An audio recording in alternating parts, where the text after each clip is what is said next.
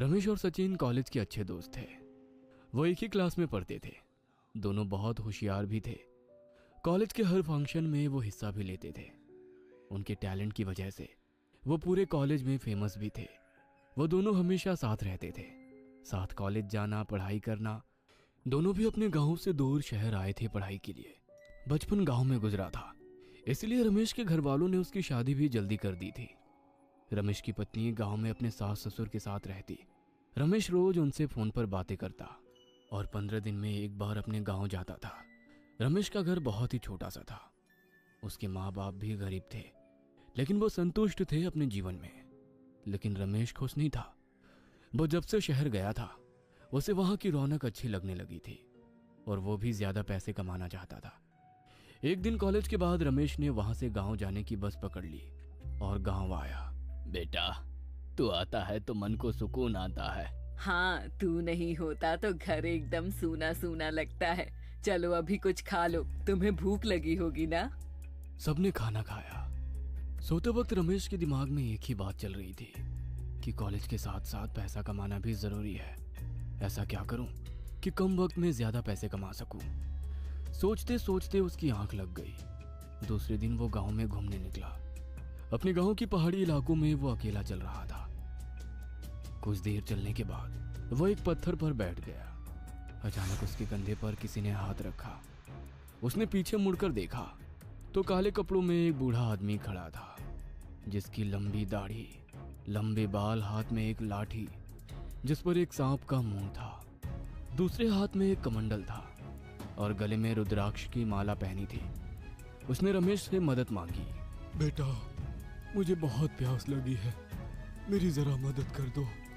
इस रास्ते से कुछ ही दूर आगे एक पानी का झरना है, मुझे वहां से पानी ला कर दोगे? बदले में मैं भी तुम्हारी कुछ मदद कर दूंगा।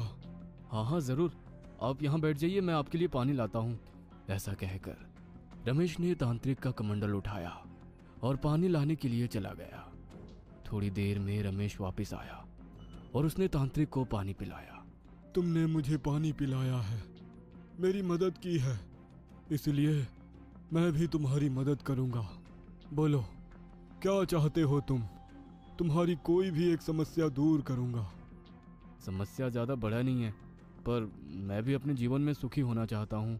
मैं चाहता हूँ कि मेरे पास भी पैसा हो, ऐशो आराम की जिंदगी हो, पर मेरे नसीब में ये सब कहाँ। नसीब को भी बदलने की ताकत रखते हैं हम। मतलब आप क्या करेंगे? तुझे सब पता चल जाएगा। अगली पूर्णिमा को मुझे तुम यहीं पर मिलना, तुम्हें तुम्हारी सारी समस्याओं का हल मिल जाएगा। ऐसा कहकर तांत्रिक वहां से चला गया। रमेश को यह सब बहुत अजीब लगा। उसे लगा शायद ये तांत्रिक ढोंगी है, इसलिए पहले उसने ध्यान नहीं दिया।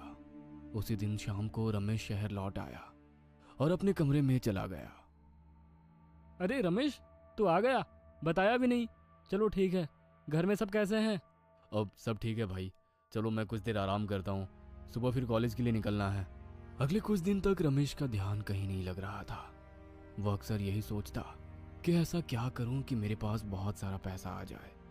फिर उसे याद आया कि तांत्रिक ने उसे अगली पूर्णिमा को मिलने के लिए बुलाया है। रमेश के मन में ये बात घर करने लगी थी कि वो तांत्रिक ही उसकी मदद कर सकता है। वो अगली अमावस्या को गांव आ गया और जहां उसे वो तांत्रिक मिला था, उसी जगह वो तांत्रिक का इंतजार करने लगा। रात होने को आई, फिर भी वो तांत्रिक वहां पर और नहीं आया। रमेश को अब गुस्सा आने लगा था। ये क्या बेहुदा मजाक किया उस तांत्रिक ने मेरे साथ। मुझे यहाँ की रात को बुलाकर खुद ही कहीं गायब हो गया। अगर मदद ही नहीं करनी थी तो मुझे यहाँ बुलाया ही क्यों? मैं ही पागल था जो उसकी बातों में आ गया और चला आया। खैर, अब यहाँ रुकने का कोई फायदा नहीं है, मुझे अब चलना चाहिए। ऐसा कहकर रमेश वहां से निकलने ही वाला था कि जैसे ही पलटा, सामने देखा कि वो तांत्रिक उसके पीछे खड़ा था। रमेश उसे देखकर एकदम से डर गया। क्या यहाँ से जाने की सोच रहे थे? तुम चाह कर भी यहाँ से जा नहीं पाते। मतलब कहना क्या चाहते हो तुम? यहाँ जो भी आता है अपनी मंजिल पाए बिना लौटता नहीं। तुम आए हो तो अपनी मंजिल जरूर पाओगे। हाँ, लेकिन मुझे करना क्या होगा इसके लिए? मेरे पीछे आओ, रमेश उस तांत्रिक के पीछे पीछे घने जंगलों में चलता गया। थोड़ी ही देर में वह एक सुनसान जगह पहुंच गया, जहां चारों तरफ घने पेड़ थे और बीच में मिट्टी का घेरा था। तांत्रिक ने वहां पहले से ही काले जादू की सारी तैयारी कर रखी थी। तांत्रिक पहले हवन कुंड के पास बैठा और मंत्र पढ़ने लगा। फिर उसने रमेश को एक लाल रंग के घेरे में बैठने के लिए कहा। रमेश जैसे ही घेरे में बैठ गया, घेरे के चारों ओर आग जलने लगी। यह देख रमेश घबरा गया। घबराओ मत, ये आग तुम्हें जलाने के लिए नहीं, तुम्हारी सुरक्षा के लिए है। तांत्रिक की पूजा खत्म होने को आई थी कि तांत्रिक के पीछे एक भयानक बड़ा सा काला साया आ गया। रमेश ये देख डर के कांपने लगा और अगले ही पल वो काला साया हवन कुंड के बाजू में रखे नारियल में कैद हो गया। फिर उस नारियल को तांत्रिक ने एक सफेद कपड़े में लपेटा और रमेश को दिया और कहा, इसे अपने घर में एक साफ सुथरी जगह पर रखना और हर अमावस्या और पूर्णिमा को इसे एक कटोरी पालक, 2 बाजरे की रोटी और थोड़ा सा मांस चढ़ाना होगा। वो भी बिना भूले, चाहे कुछ भी हो जाए। और आज से ठीक 7 महीने बाद तुम्हें इस बयांगी को मुक्त करना होगा, नहीं तो अनर्थ हो जाएगा।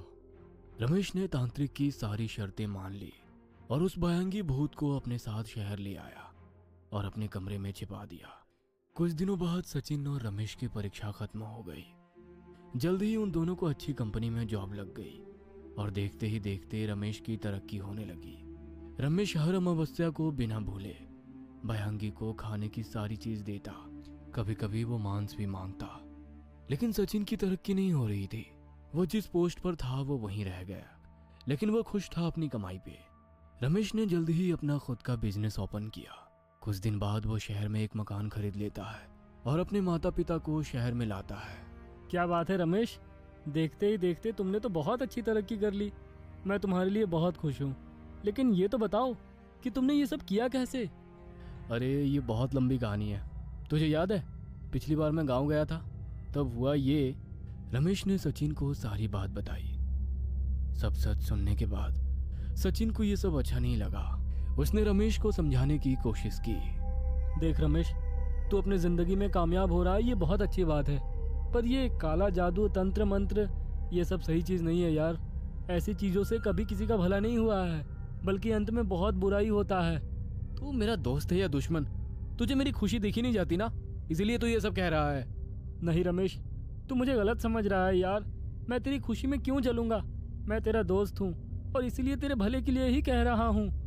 भला तुम जलते हो मुझसे, मेरी कामयाबी से। तू मेरा दोस्त नहीं दुश्मन है। आज के बाद मुझे अपनी शक्ल कभी मत दिखाना। रमेश की बात सुनकर सचिन को बहुत बुरा लगा और वो वहां से चुपचाप चला गया। दूसरे दिन ऑफिस में सचिन फिर से रमेश से मिलने आया और उसे समझाने लगा, लेकिन रमेश ने उसकी एक ना सुनी और सचिन को धक्का दिया और वहां से चला गया। ऐसे ही कुछ दिन बीते। रमेश अपनी कामयाबी में मग्न होने लगा। उसे जैसे पैसों का नशा ही चढ़ गया हो। वो शराब पार्टी करने लगा। उसके ऐसे बर्ताव के कारण उसके माता पिता भी चिंतित होने लगे। लेकिन धीरे धीरे वक्त बीतता चला गया और आखिरकार यानी कि 7 महीने पूरे हो गए। शर्त के अनुसार उसे भयांकी को 7 महीने के बाद पहली अमावस्या को मुक्त करना था। लेकिन रमेश के मन में पैसों का इतना ज्यादा लालच आ चुका था कि वो भयांकी को छोड़ना नहीं चाहता था। उसे लगा कि अगर वो उसे मुक्त कर देगा तो फिर से गरीब बन जाएगा, फिर से वही बदतर जिंदगी जीनी होगी। नहीं नहीं, मैं फिर से वही पुरानी जिंदगी जीना नहीं चाहता। इतनी मुश्किल से तो ये सब पाया है मैंने।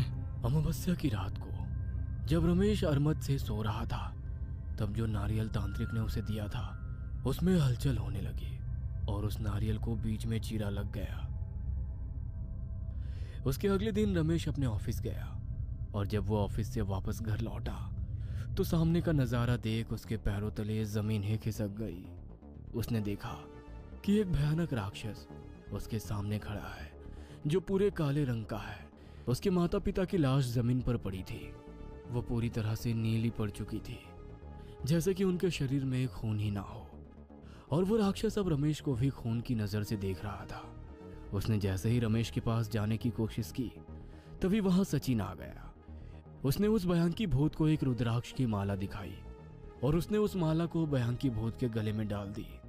जैसे ही वो माला भयांकी के गले में पड़ी, वो जलकर खाक हो गया। उस नारियल के भी 2 टुकड़े हो गए। थोड़ी ही देर में सब कुछ शांत हो गया। रमेश को इस भयांकी भूत से आजादी तो मिल गई थी। रमेश को अपनी गलती का बहुत पछतावा हुआ। उसके पैसों की लालच ने उसका सब कुछ बर्बाद कर दिया।